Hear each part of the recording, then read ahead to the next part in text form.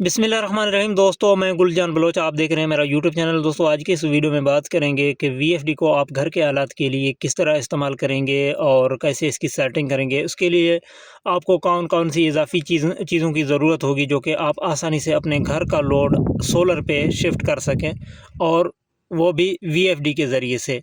तो इस मौजू पर बात करेंगे। उससे पहले आपसे छोटी-सी दरख्वास्त होगी, अगर चैनल पर नए हैं तो चैनल को सब्सक्राइब कर दें और वीडियो को लाइक करें। बढ़ते हैं अपनी वीडियो की तरफ। यहाँ पे दोस्तों ये वीएफडी है, ये नॉर्मली इस्तेमाल किया जाता है हैवी किस्म की मोटर्स के लिए, जो कि मोटर की टार्क लोड जो है ना वो ज़्यादा होता है, और वीएफडी उनके लिए बेहतरीन एक ऑप्शन है। वीएफडी में ये होता है कि ये वीएफडी का फुल फॉर्म है वेरिएबल फ्रीक्वेंसी ड्राइव, यानी कि वेरिएशन इसमें होती है, आहिस्ता-आहिस्ता रन करता है तो मोटर को ईज़िली चलाता है। अब इसको लोग जो है ना घर के हालात के लिए भी इस्तेमाल करते हैं, लेकिन उसके लिए फिर इज़ाफ़ी कुछ पुर्ज़े जो है ना आपको दरकार होंगी, वो आपको साथ में ज़रूर लगाने पड़ेंगे। उसका क्या ज़रूरत है और क्यों उसका इस्तेमाल आपको करना पड़ेगा, सिंपल है। वजह ये है कि यहाँ पे ये जो वीएफडी है, इसकी जो आउटपुट वोल्टेज होते हैं वो स्क्वायर वेव में होते हैं, या जो है ना मॉडिफाइंग वेव में होते हैं, जो कि बरक़ी आलात जिसमें सर्किट वाली चीज़ें आती हैं, जिस तरह के लैपटॉप्स हो गए या मोबाइल चार्जर्स हो गए, या दीगर जो चीज़ें जो सर्किट वाली होती हैं, उनके लिए मॉडिफाइंग वेव या स्क्वायर वेव जो है ना मौजूद नहीं होता।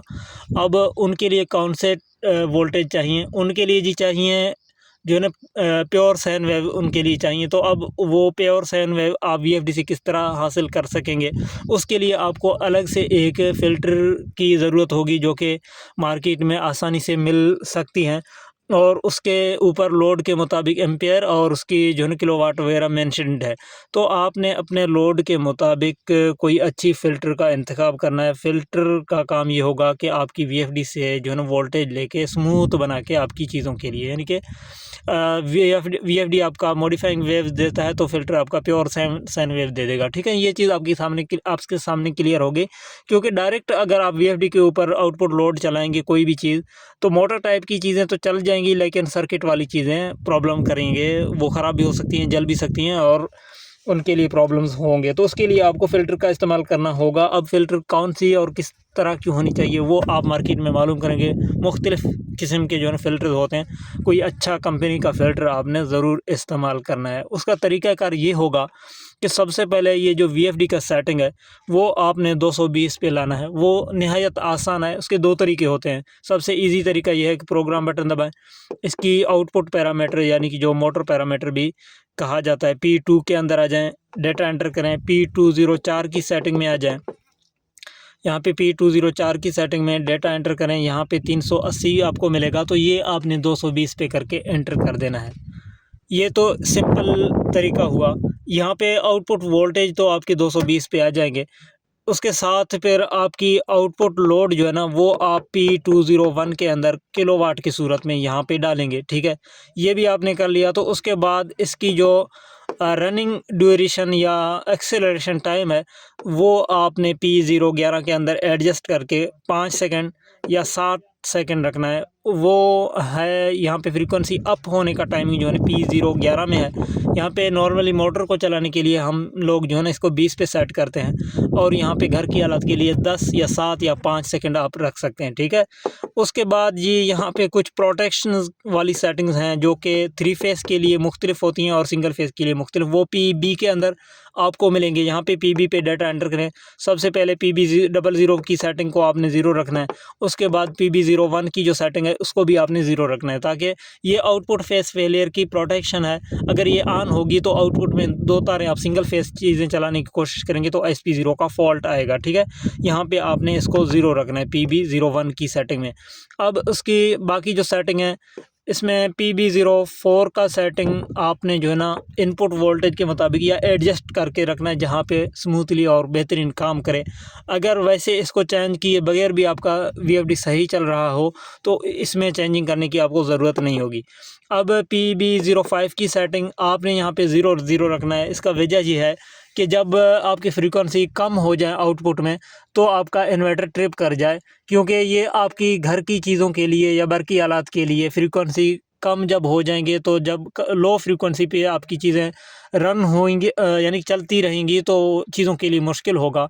जब से वोल्टेज कम हो जाए और फ्रीक्वेंसी डाउन हो जाए, यानी कि लोड यहाँ पे सोलर की तरफ से पावर जो है ना कम मिले, वीएफडी को बादल आ जाए या कोई सूरज का रोशनी जो है ना शाम के वक्त में कमज़ोर पड़ जाए, तो ये आपका चीज़ों को ट्रिप कर दे, यानी कि अंडर वोल्टेज का ट्रिप आ जाए, तो ये एक बेहतरीन ऑप्शन होगा। PB 05 की सेटिंग आपने यहाँ पे 00 रखना है, ताकि चीज़ों की सेफ्टी के लिए ये जो है ना बेहतर काम करे।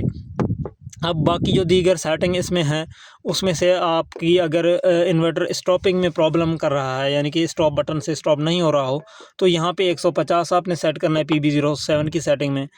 तो बाकी इसमें सेटिंग जो इम्पॉर्टेंट थे मैंने आपको समझाइए। एक तरीका ये है, यानी कि सिंपल सी, तो मैंने कहा कि 2 तरीके होते हैं वोल्टेज को 220 पे करने से के लिए, तो ये तो सिंपल तरीका हुआ। एक इसकी मास्टर सेटिंग में आपको वोल्ट चेंज करने पड़ेंगे।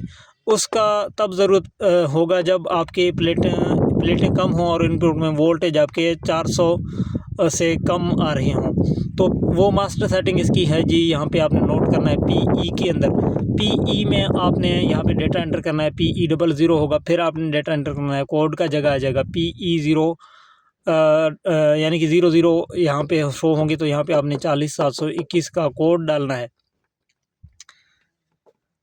40721 डेटा एंटर। अब यहाँ पे PE01 हो गया, यहाँ पे PE04 की सेटिंग में 380 वोल्टेज आपको मिल रहे हैं। यहाँ पे मास्टर सेटिंग में आप अगर 380 को 220 करते हैं तो PE204 में ऑटोमेटिकली 220 पे आ जाएंगे।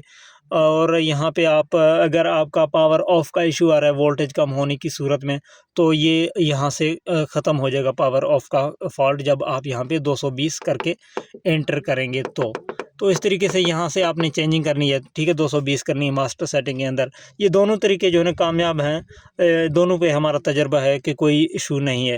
यानी कि ये 220 पे आपने लाने ज़रूर हैं वोल्टेज, अगर वोल्ट ज़्यादा होंगे तो चीज़ें ख़राब हो सकती हैं। अब PE की ग्रुप में यहाँ पे वोल्ट चेंज करने के बाद बाकी जो सेटिंग में से आपको चेंज करना होगा।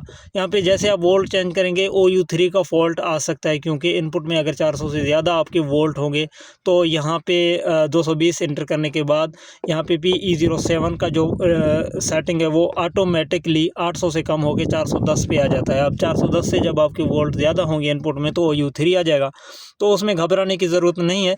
आपने दोबारा प्रोग्राम दबा के PE में एंटर करके PE07 की सेटिंग में आके यहाँ पे 800 दोबारा से सेट करना है, जो कि आपको 410 यहाँ पे देखने को मिलेगा। ये चीज़ याद रखें, ठीक है ना। 800 पे करके एंटर करेंगे तो वापस प्रोग्राम बटन दबा के बाहर आ जाएंगे और OU3 की सूरत में स्टॉप वाला बटन दबाएंगे, RST वाला, तो फॉल्ट रीसेट हो जाएगा और आपका इन्वर्टर रनिंग मोड में आ जाएगा, रेडी हो जाएगा। अच्छा, बाकी जो दीगर इसकी सेटिंग में से इम्पॉर्टेंट है, चंद केसेस में आपको यानी कि OU3 या OC3 या OC1 के फॉल्ट्स की सूरत में आपको यहाँ पे PE11 की सेटिंग जो है ना यहाँ पे कम करके 50 पे भी लाना पड़ सकता है, अगर इस तरह की कोई चीज़ हुई तो।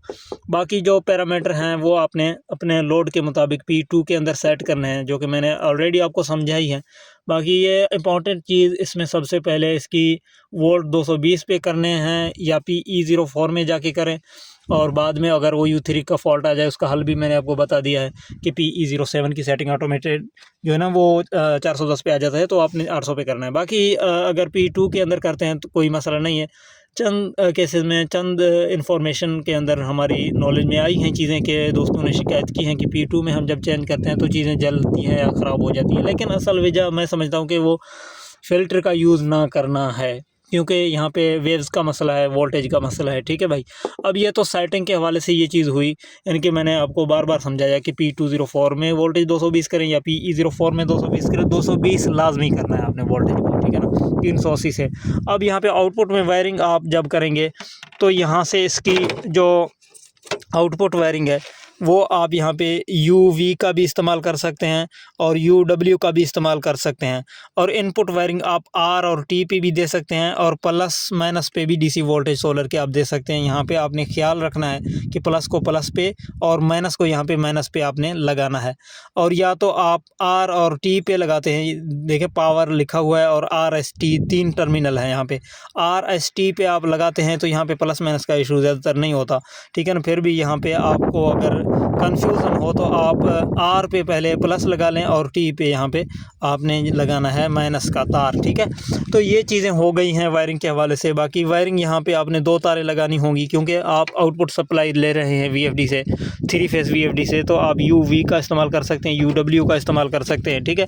तो यहाँ से वायरिंग लेने के बाद आपने अपने जो आपका फ़िल्टर होगा उसमें देने हैं, उससे जो है ना फिर घर की चीज़ों को चलाना है ताकि स्मूथली काम करें।